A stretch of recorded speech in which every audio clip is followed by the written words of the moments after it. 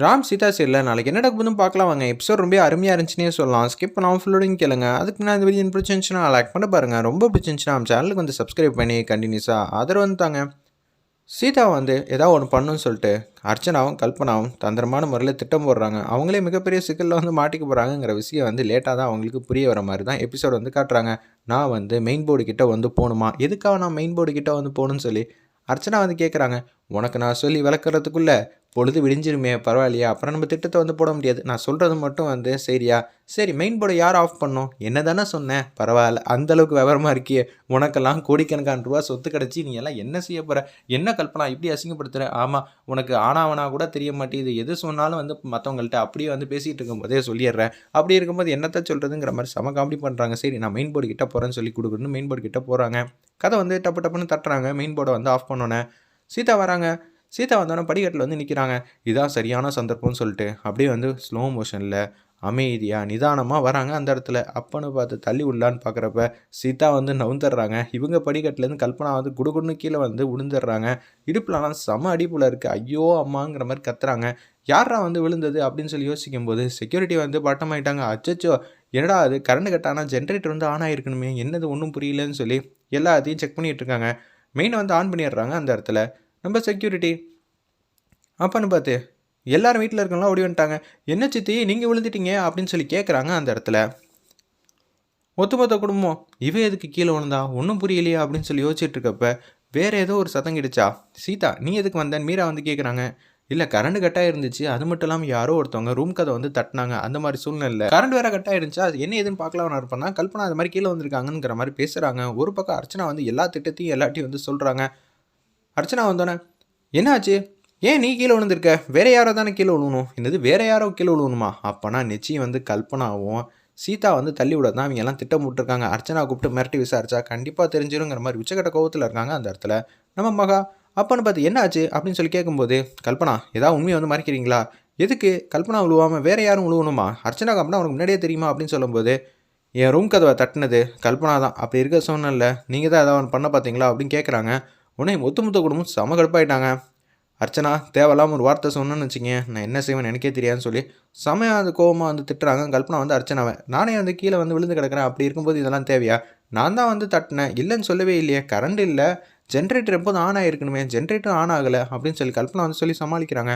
ஆமாம் இல்லை current cut ஆனால் ஜென்ரேட்டர் வந்து ஆன் ஆகணும்ல, ஏன் ஆன் ஆகலை எனக்கு ஒன்றும் புரியல அப்படின்னு சொல்லும்போது சீதா நல்ல வேலை நீ கீழே விழுவாமல் இருந்தியே, அது வரைக்கும் சந்தோஷம்னு சொல்லி மகா வந்து பேசுகிறாங்க.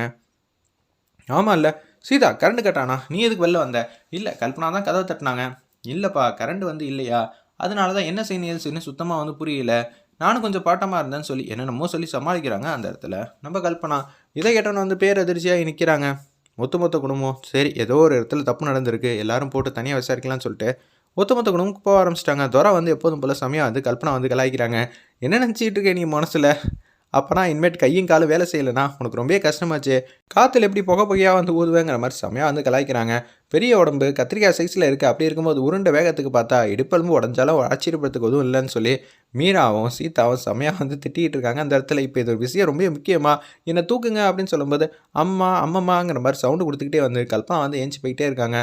செக்யூரிட்டி வந்து கேட்குறாங்க எப்படி இந்த மாதிரி விஷயம் நடந்துச்சு, மெயினை யாரோ ஒருத்தவங்க ஆஃப் பண்ணியிருக்காங்க, அதனால தான் மெயின் ஆஃப் ஆகும், ஃபீஸ் பண்ணால் ஏதோ வந்து ஒயர் வந்து போகும், நம்ம ஒயர் போட்டுடலாம், ஆனால் மெயின் யார் ஆட்டோமேட்டிக்காக ஆஃப் பண்ணது, ஜென்ரேட்டர் வேறு வேலை செய்யலைன்னா இந்த வீட்டில் என்ன நினச்சிட்டு இருக்கீங்கன்னு சொல்லி செக்யூரிட்டி வந்து கண்ணாமண்ணான்னு திட்டுறாங்க.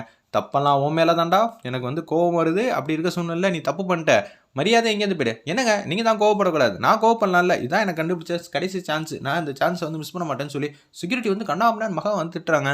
ஏங்க சேது என்னை திட்டிகிட்டு இருக்கான், நான் எதுவும் பேச முடியாது, ஆனால் நீங்கள் எதுவும் சொல்லல அப்படின்னு சொல்லும்போது கண்ணத்திலே பொழிச்சுன்னு அடிக்கிறாங்க நம்ம செக்யூரிட்டியை. உடனே வந்து எனக்கு இது தேவை தான், சந்தர்ப்பம் கிடச்சிச்சின்னு பேசினேன் பாருங்க, எனக்கு இதுவும் வேணும் இன்னமும் வேணுங்கிற மாதிரி யோசிச்சுட்டு அங்கேருந்து வந்து வெளியில் வந்து போகிறாங்க. வேறு லெவலில் மாசா இருந்துச்சுன்னே சொல்லலாம் சோலோயோட பெர்ஃபார்மன்ஸ். செக்யூரிட்டி சீதாவை நினச்சி வேதனையோடு வந்து சேதனம் வந்து பேசுகிறாங்க. தன்னந்தனியாக வெளில வந்துடாதம்மா, வந்துட்டால் ரொம்ப கஷ்டமாயிடும், ராமுக்கு என்னால் எந்த பதிலும் சொல்ல முடியாது, நம்ம குடும்பத்தோட வாரிசு நீ தான் கவனமாக இருக்கணும்னு சொன்னோன்னா அப்படியே அங்கேருந்து வந்து எல்லாரும் வந்து சேஃபாக போகிறப்ப அர்ச்சனா மட்டும் தன்னந்தனியாக இருக்காங்க. மகா வந்து கூப்பிட்றாங்க, அர்ச்சனாக்கா இங்கே வாங்க, நீங்கள் தானே மெயின் சப்ளை ஆஃப் பண்ணி கல்பனா வந்து இது மாதிரி ஸ்கெட்ச் போட்டு சீதாவை தள்ள பார்த்தீங்க, எனக்கு என்ன தெரியாது நினச்சிங்களா அப்படின்னு நம்ம மகா வந்து ஆவேசமாக வந்து கேட்குறாங்க. நீ ரொம்ப கோவப்படுற. செக்யூரிட்டி கோவப்பட்ட மாரி நம்மளும் கோவப்பட்டா தான் இந்த விஷயத்துல தப்பிக்கணும். சரி நானும் கோவப்படல, நீங்களும் கோவப்படக்கூடாது. செக்யூரிட்டி மாரி இப்ப கோவப்பட்டு என்ட்ட ஏதாவது வார்த்தை வந்து புடுங்கலான்னு பார்க்குறீங்களா? நான் கோவப்பட வாய்ப்பே இல்ல. நீங்க ஏதாவது சவுண்ட் குடுத்தீங்க, அப்புறம் இந்த விஷயத்த வந்து எல்லார்ட்டயும் சொல்லிருவேன். அமைதியா இருக்கணும் சரியா? என்ன மகா என் மேலயே சந்தேகப்படுறியா? அதனால நீங்க தான் மெயின்ல வந்து ஆஃப் பண்ணியிருக்கீங்க. நீங்க போனப்ப தான் நான் பார்த்தேனே. நீங்க போனப்ப வந்து கல்பனா வந்து மாடிக்கு போனா. என்ன எதுக்குன்னு பார்த்தா, நீங்க வந்து மெயின் சப்ளை ஆஃப் பண்ணியிருக்கீங்க. அதுக்கப்புறம் இது மாரிலாம் நடந்திருக்கு. பார்த்து உஷாரா இருங்க. தேவையில்லாத காரியத்த செஞ்சு நீங்களா வந்து மாட்டிக்காதீங்க. உங்கள பத்தி எனக்கு தெரியாதான்னு சொல்லிட்டு மகா மட்டும் கேஷுவலா திருப்பி பூஜையில வந்து உட்காந்துட்டாங்க. அடுத்த நாள் காலையில பொழுது வந்து விடியுது. 6 மணி வாக்குல வந்து மகா வந்து அப்படியே வந்து பூஜை பண்ணிட்டு இருக்கப்ப, நான் எப்படி இருந்தாலும் இந்த பூஜைய வந்து முடிச்சிரணும்.